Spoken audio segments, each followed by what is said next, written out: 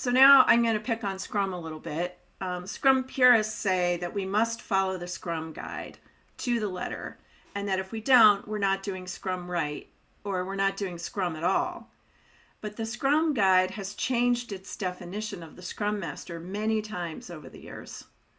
And, have you ever wondered why it's okay for some elite people who publish these things to change the Scrum guide, but no one else can change Scrum without violating its essential Scrumminess? I mean, if there was only one right way to do Scrum, then they wouldn't need to make so many changes. And some of them are big changes to such a key thing, like the role of the Scrum Master.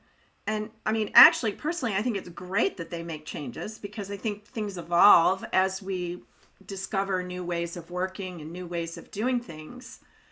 But I really don't think people who learned Scrum a few years ago read the new iterations of the Scrum Guide and change their processes because those folks are too busy building software and like doing things, right? And they're not really that interested.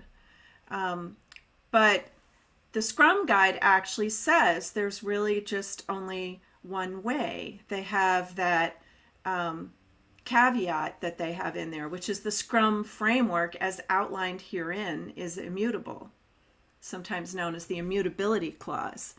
And if you think about it, it doesn't really make sense that only some people get to say there is only one way. I mean, why can't other people make changes too and customize things for their situation? And I think they can, and they do, in fact. And, it's the idea of shu ha ri, developing and evolving your thinking as you go along and making adjustments in response to your situation.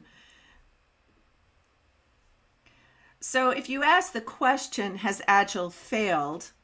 You get different answers, and it depends on who you talk to, and of course it depends on where you are.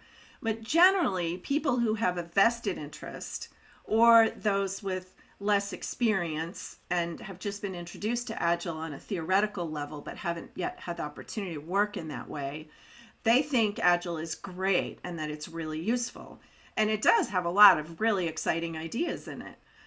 But you talk to developers and other tech team members like UX designers and quality engineers and people who have been in the Agile space or have been subjected to what is considered Agile, even though it might have just been Scrum, but they think of it as Agile, and they've been harmed by these rigid Agile frameworks. And they will tell you privately sometimes that they hate it, that it's just made their lives miserable and they wish it would just go away. And, we don't like to think about this as Agilists, but I think as Agilists, we need to face the reality that we have kind of a branding problem. I met a senior DevOps engineer not too long ago, and he told me that he's never met an Agilist who did any good. Now, he said, I've met some wonderful people who were Agilists, and they were interesting, and they had some good ideas, but for one reason or another, they just weren't very useful, and they didn't really get anything accomplished in the organizations that he was in. And, I work now with Spotify, and Spotify is arguably the most agile company in the world with 8,000 employees. And there are 28 agile coaches. So you can see that even in a place that's really agile, the need for someone to guide this process is questioned in many circles. And when looking to hire, organizations aren't always sure that they need both DevOps people and Agilists. So if you're in the Agile profession, these facts are kind of hard to take in. But something is going on, right? Something's wrong here. And whether you blame it on Agile or you blame it on how people use Agile, it's not really working the way we want it to. And a lot of times Agilists respond to the crisis using these common phrases. I'm sure many of you have heard these before.